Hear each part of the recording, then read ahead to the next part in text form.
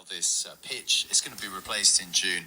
Going to cost around about £250,000. Well, that is pretty much covered from the revenue that's come in from the FA Cup so far.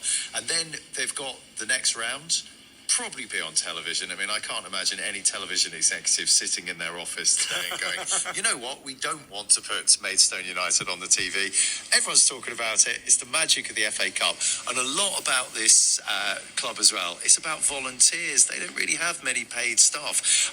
We got one of the volunteers here. What's your name? Chris. Chris, you were at the game on Saturday. You're also one of the stewards here as well. I am, yes. It was very different there. I just do the stand that's in front of us now, but it was so packed. It was an immense game. Yeah, I've been talking to the groundsmen as well. They've been saying, picking up tips and everything from what they saw at Ipswich.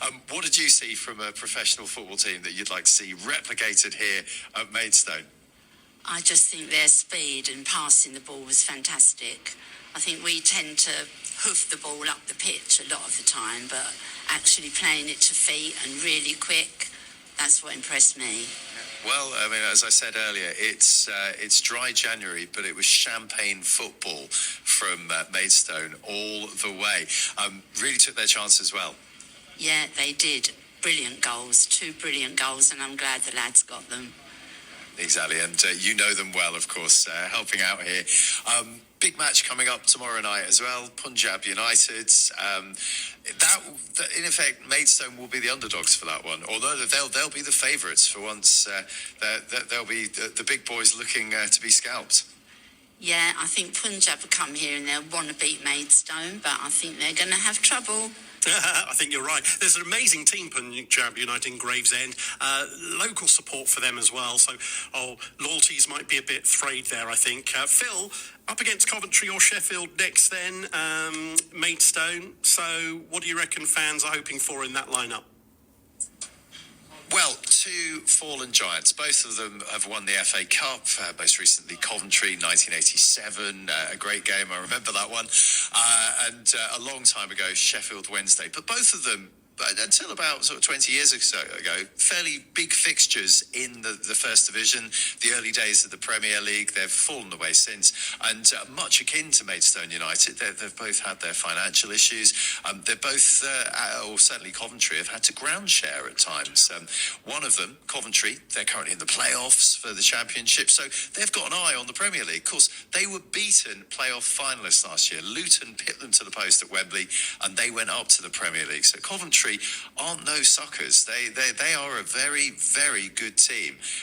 Possibly it may work in Maidstone's favour because their manager Mark Robbins may have an eye on that playoff position and think, I don't want to risk my best players against a load of non-leaguers who are well and truly going to be up for it. Other end of the table, Sheffield Wednesday, they are hanging on for their lives. They've had points deductions. They are really battling to stay in the Championship. So again, they may not want to risk their best players up against the team who are going to be seriously up for it on that midweek FA Cup fixture.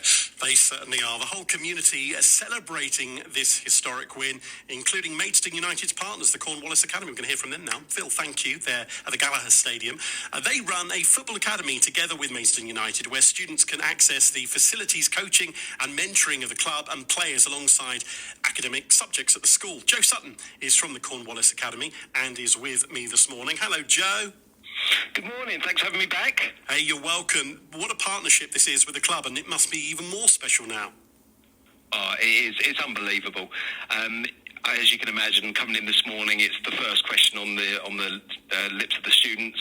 Were you there? Did you watch it? And it's the positivity is tangible within the school today.